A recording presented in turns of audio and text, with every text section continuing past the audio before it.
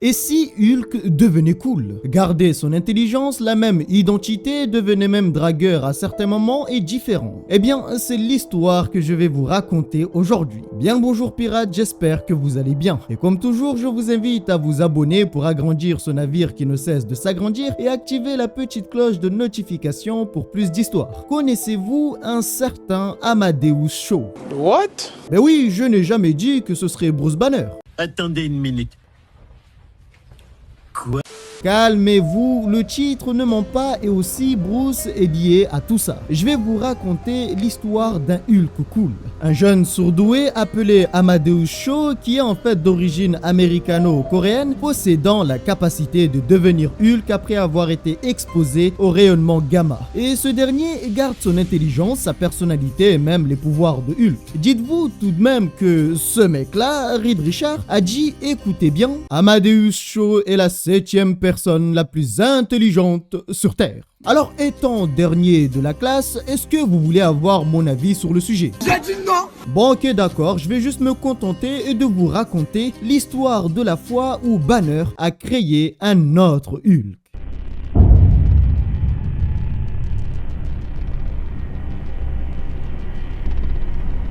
Fin été dans les plages de Virginie, alors qu'il faisait encore beau, et étrangement sans connaître la raison, le temps commença à changer. L'instant d'après, une chose enfuie dans les fonds marins se lèvera et on comprendra aussi que c'est elle la raison de tout ce changement. Et alors que tout cela se déroulait, eh bien celui qui était censé arrêter cette chose préférait prendre le temps de manger un burger ou deux. Cette personne est Amadeus Cho, un jeune homme de 19 ans, et il est présenté comme étant la 8e personne la plus intelligente de la planète d'après l'échelle de calcul Brut Pim von Doom.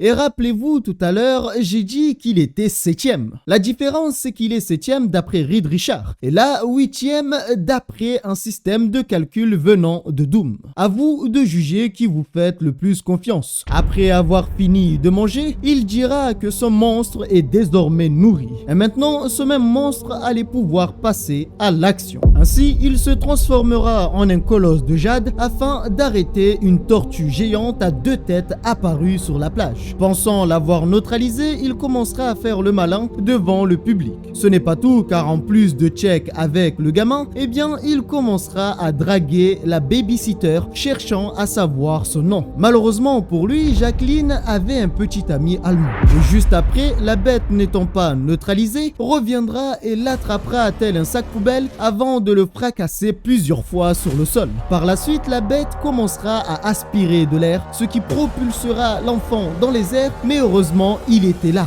Après avoir redonné l'enfant à la babysitter, il soulèvera la terre, créant ainsi une sorte de bouclier protégeant les civils, car cette bête pouvait cracher du feu. Un feu assez puissant pour les carboniser. Et alors que cette bête reprenait son souffle pour à nouveau recommencer, il prit une bouteille de propane se trouvant à côté et le balancera directement dans sa gueule. Nous le savons, les histoires concernant le gaz et le feu, en général, ça finit sur les chaînes d'information. Après que cela ait explosé dans sa bouche, il fut cette fois-ci neutralisé pour de bon. Et Amadeus utilisera une technologie à sa disposition afin de lui donner une taille plutôt insignifiante. Étant un Hulk cool, il retournera voir la jeune femme pour reprendre leur discussion. Mais il n'avait pas été prudent, car dans tout ça, au final, il s'est retrouvé à poil. Heureusement, c'est censuré quand même, parce que bon, voilà quoi, pas besoin d'en dire plus. Ainsi, notre Hulk cool quittera cette plage après sa mission et se rendra dans un lieu plus calme avant de reprendre son apparence normale, car oui, à la différence de notre ami Banner, eh bien Amadeus contrôle parfaitement ses transformations. Seulement à peine arrivé qu'il se fera tabasser par Madame Curie Madicho. Pour faire simple, c'est sa sœur,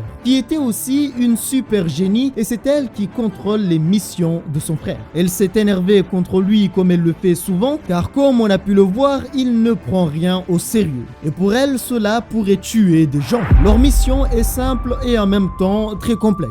Ils voyagent partout dans le monde et trouvent les monstres comme celui apparu en Virginie. Par la suite, les neutralisent avant qu'ils ne deviennent problématiques. Et en même temps, il fallait les étudier pour savoir d'où ils venaient. Car des monstres gigantesques qui apparaissent sans raison par partout dans le monde, ce n'est pas normal. La mission est grande sauf que la personne en charge n'est pas sérieux, mais aussi il n'est pas fiable. Et le monstre qu'ils venaient de capturer n'était pas le premier. Ils en avaient capturé d'autres qu'ils avaient mis dans des bocaux afin de les sécuriser et surtout pour qu'il ne soit plus des problèmes. Et Maji lui dira de ne pas prendre Hulk à la légère. Il devrait surtout prendre exemple sur ce qui est arrivé à Banner après avoir perdu le contrôle avec Hulk. Étrangement, il se mettra en colère et laissera place à Hulk, demandant à sa sœur d'arrêter. Il n'était pas Banner. Seulement, c'est de ça que sa sœur parlait. Il fait la même chose que Banner. Mais alors, pourquoi dit-on que Hulk a perdu le contrôle et que s'est-il passé et surtout, quelle est l'origine de ce Hulk? Comment Amadeus Cho est devenu un Hulk? Il y a 4 mois, sur la côte kenyane, ils ont été contactés pour une mission extrêmement grave de radiation. Si cela n'était pas géré, eh bien 3 pays seraient impactés et 50 millions de personnes pourraient mourir par empoisonnement. Après avoir appris cela, Banner décida de laisser place à Hulk, malgré le fait que Stark refusait de le laisser faire en vue de la dangerosité de la situation. Seulement, Banner ne voulait pas rester sans rien faire et voir des vies partir juste comme ça. Bien que cela était dangereux, Banner réussit à absorber les radiations passant de 144% à 102%. Une chute considérable, cependant, c'était un réacteur de fusion Kyber qui génère des énergies complètement différentes des rayonnements gamma produits par Hulk. En temps normal, tout être vivant, après avoir absorbé autant d'énergie, aurait dû mourir. Mais Hulk était différent et son facteur de guérison avancé le guérit en un instant. Il venait de tous les sauver, sauf qu'après avoir absorbé une telle quantité d'énergie, il était devenu le problème. Cela l'avait renforcé et rendu instable, mais aussi extrêmement puissant. Il devenait encore et encore plus fort. Après cela, il fut placé dans les profondeurs au large des côtes kenyanes. Banner était devenu incontrôlable et n'entendait plus personne. On essayera de le calmer en lui disant qu'il venait de sauver 50 millions de personnes, mais toujours rien. Il comprit que Banner était hors de contrôle. Et cette fois-ci, la situation était plus grave que la normale.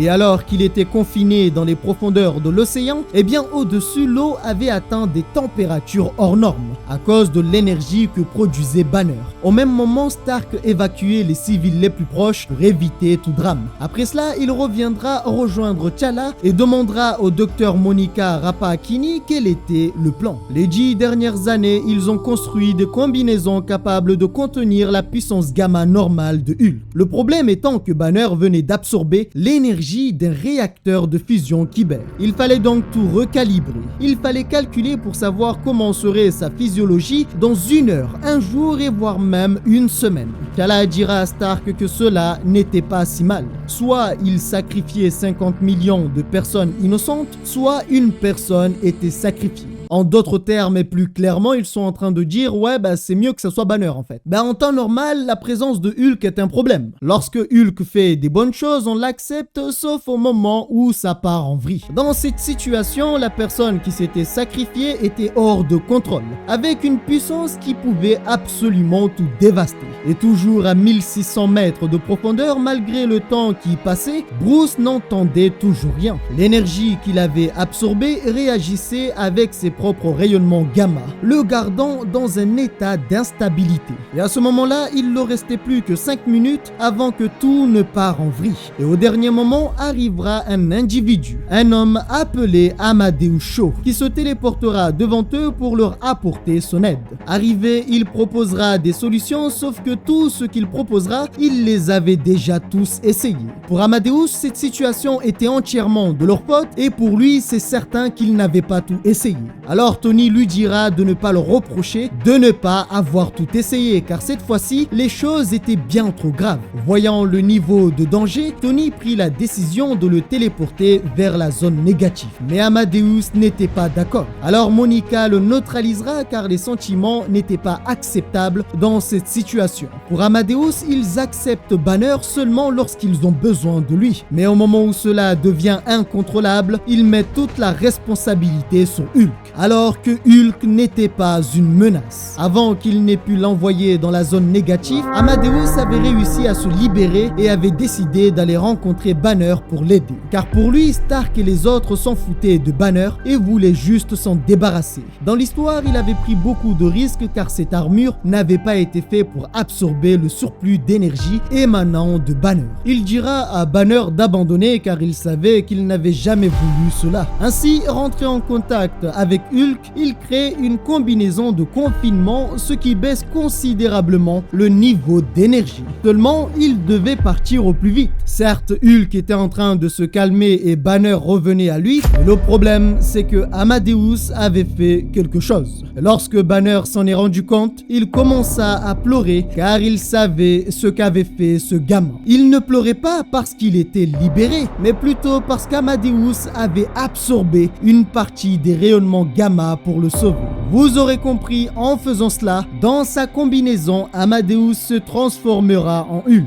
Et une explosion de rayonnement gamma se produira. Maintenant, vous ne pourrez pas dire que vous ne savez pas comment Amadeus Cho est devenu Hulk. Enfin bref, voyons maintenant comment ce génie se débrouille lors des missions importantes. 2 jours après qu'Amadeus ait capturé la tortue à 2 têtes sur la plage en Virginie, des choses se produisaient en Nouvelle-Zélande. Alors que Spider-Man et She-Hulk affrontaient des extraterrestres, à ce moment-là apparaîtra Amadeus qui fera une entrée assez fracassante. Et à peine arrivé, il commencera à flirter avec She-Hulk. Bon, le flirt ne dura pas longtemps car pour lui, She-Hulk dépassait la quarantaine, donc était une vieille femme. Quant aux 2 personnes venant d'ailleurs, il fut neutralisé assez facilement. Et c'est aussi la première fois que Spider-Man le rencontre. Car oui, Amadeus a passé pas mal de temps seul, sans jamais contacter le Shield ou toute autre autorité. On peut le dire, il fonctionne seul et estime être gentil, donc tant qu'il tabasse les vilains et fait le bien, tout va bien. Mais alors qu'il voulait questionner ces gens pour savoir d'où venaient ces monstres, apparaîtra une personne appelée Lady Hellbender, la reine des monstres. Et Amadeus se fera écraser par cet extraterrestre. La seule chose qu'il trouve à dire alors qu'il se fait écraser le visage, c'est qu'elle est plutôt pas mal.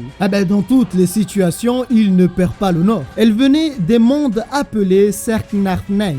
Lady Hellbender trouvera qu'il était vraiment très fort, cependant, il ne faisait qu'esquiver. La raison est qu'elle était une femme et il n'avait jamais frappé de femme. À cet instant, apparaîtra une bête qui l'attrapera, le secourra dans tous les sens avant que n'arrive sa sœur qui ne pouvait plus supporter cette situation. Elle lui balancera un liquide qui durcit et devient plus dur que du titane en très peu de temps. À cet instant, le toit de son camion fut ouvert. C'était la reine des monstres qui voulait atteindre sa sœur. Ce qui mettra très en colère Amadeus à tel point que She-Hulk avait peur de son regard. Sa force était complètement différente. Il était comme devenu incontrôlable, n'écoutant plus personne. La seule chose qu'il voulait était celle qui avait attaqué sa sœur. Interviendra She-Hulk pour l'arrêter, mais elle se fera éjecter par Lady Hellbender, qui voulait voir de quoi était vraiment capable Hulk. Cette fois-ci, c'est Spidey qui viendra l'arrêter. Cependant, Spider-Man ne pouvait rien faire et comme She-Hulk, il savait qu'une seule personne pouvait le calmer.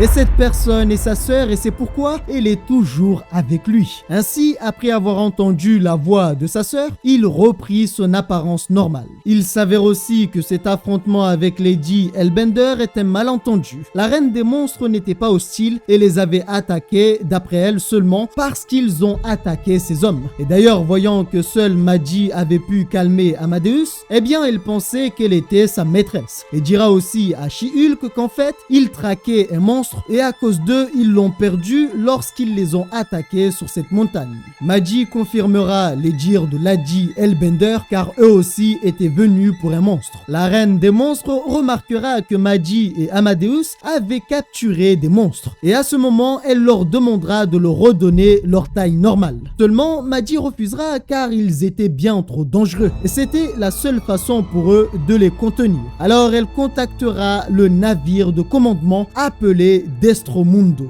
Ainsi, une énorme structure spatiale apparaîtra devant elle. À l'intérieur se trouvait ce qu'elle appelait sa collection. Elle patrouille la galaxie traquant des monstres redoutables et dira que lorsqu'ils seront complets, elle retournera chez elle afin qu'ils soient adorés pour leur force sauvage et finira par leur demander de lui donner les monstres qu'ils ont capturés. Mais Madi refusera bien qu'Amadeus était d'accord pour lui donner ces monstres. Pour la sœur d'Amadeus, cet extraterrestre était en train de construire clairement une armée de monstres. Lady Hellbender se considère comme étant la sauveuse de monstres. Leur peuple aime les monstres et dans leur monde, ils vivent librement. Malheureusement, Madi était toujours contre de lui donner ces monstres. À cet instant apparaîtra une bête énorme et assez féroce. Et Lady Hellbender leur proposera de se joindre à elle pour l'attraper. Et vous aurez compris sans hésiter, Amadeus l'a suivi.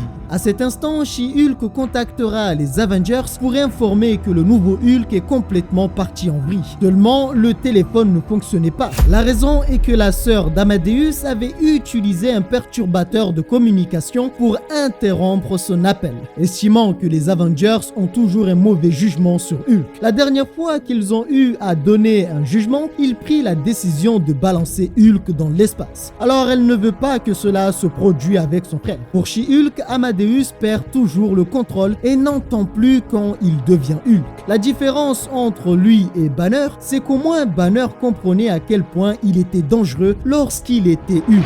D'un autre côté, alors qu'ils se disputaient pour savoir quoi faire d'Amadeus, eh bien le monstre qu'il chassait dévorait des requins pour le petit déjeuner. Étant le plus grand collectionneur de monstres de la galaxie, pour elle, cette bête était la créature la plus forte de cette planète. Mais pour ça, Amadeus n'était pas vraiment d'accord, car le plus fort c'est Hulk. Seulement, Lady Hellbender dira que lui n'est que l'ombre du véritable Hulk, car pour elle, celui qui était le plus fort était le vieux Hulk. Et alors que cette bête prit direction vers un navire de croisière, Amadeus décida d'agir disant vouloir lui montrer ce qu'il sait faire. Cependant, la reine des monstres prit la décision de l'abandonner afin de voir comment il allait se débrouiller. Et ce dernier, imprudent qu'il est, se fera dévorer par cette bête. Il brisera ses dents pour se créer une ouverture, se tiendra à sa langue en jouant avec lui avant de commencer à le tabasser tel un punching ball. À peine avoir battu la bête, il demandera à Lady Hellbender de le regarder. Mais son imprudence provoquera une énorme vague qui se dirige vers le bateau. Quant à lui,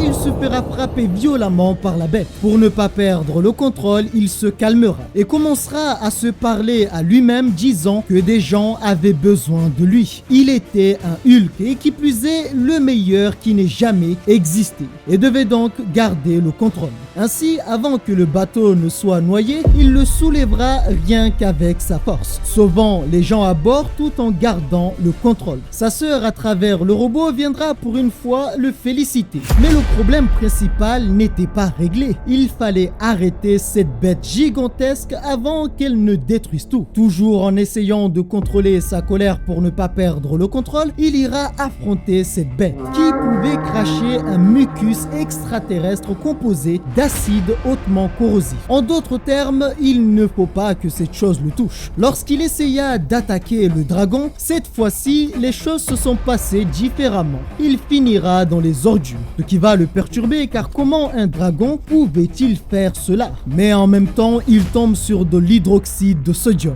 Et comme il l'a fait avec la tortue géante, il le prendra et ira lui enfoncer dans la gueule, transformant l'acide du dragon en eau et en sel, avant de lui donner une sacrée correction et le mettre cette fois-ci définitivement KO. Et bien sûr, tout cela sans qu'un enfant qui dessinait ne remarque quoi que ce soit. Si c'est pas cool ça? Bon, Amadeus au final s'est retrouvé écrasé par le dragon, mais il s'en foutait complètement parce qu'il avait sauvé tout le monde et à sa façon. Voyant tout le monde prendre des photos, il s'est vite relevé et commença à faire des poses. À cet instant, encore une fois, il se fera attaquer.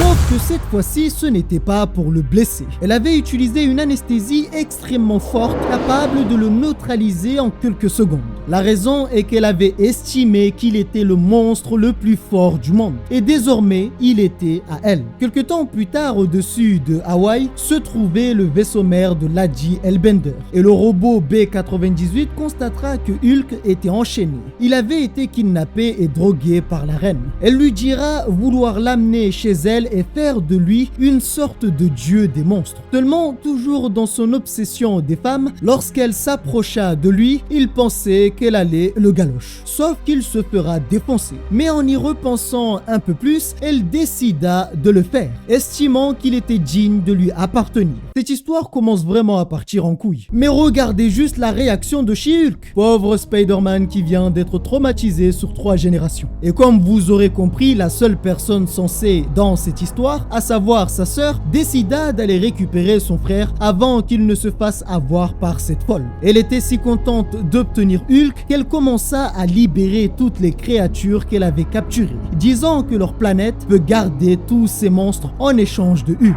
Ainsi, des monstres gigantesques commenceront à envahir les lieux, avant que ne revienne Amadeus demandant qu'ils gardent leur calme, car ces monstres avaient tout aussi peur qu'eux. Mais la reine ne prenait aucun plaisir dans tout ça. Elle décida donc d'activer leur disque Trang. Pour ceux qui ne voient pas vraiment ce qu'est ces disques, eh bien c'est cette chose implantée sur le dos de Hulk. Et sur chaque monstre capturé par la reine se trouvait une de ces choses. Et cela lui permet ainsi de contrôler les monstres, les rendant bien plus agressifs alors qu'ils n'étaient que des créatures effrayées. À cet instant, Hulk se fera frapper violemment. Voyant que ces bêtes n'étaient pas si dociles, il décide de leur donner une correction en détruisant tout sur son passage. Seulement, après coup, il fait le malin. Et comme à chaque fois qu'il fait le malin, il se fera attraper par la tête, encerclé et étouffé par les monstres à tel point qu'il commença à saigner. Le problème est que plus on le presse, plus Hulk devient en colère et plus fort.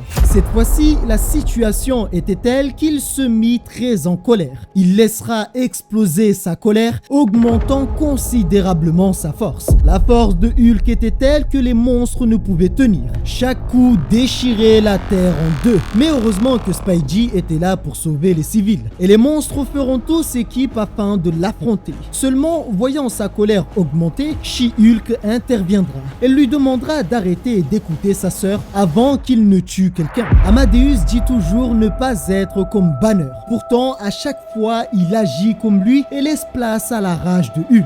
Lorsqu'il comprit son erreur, il arrêta d'utiliser la force brute et décide d'être plus malin. Il leur balancera de l'eau et après coup, il utilisera un poteau électrique, ce qui va les électrocuter et surtout endommager leur disque Trang. C'est cette version de lui que tout le monde veut et non celle du colosse de jade incontrôlable. Après ce sacré carnage, la reine reviendra, embrassera Hulk sans son consentement et partira comme elle est venue en toute impunité. Et à ce moment, Spidey lui demandera s'il avait pris son numéro. Mais il ne l'avait pas fait. Un peu plus tard, ils répareront les choses en capturant les monstres. Et alors qu'il passe à côté d'un miroir, Hulk le regardera de façon assez étrange, ce qui va le perturber. Mais lorsqu'il revient, il n'y avait plus rien.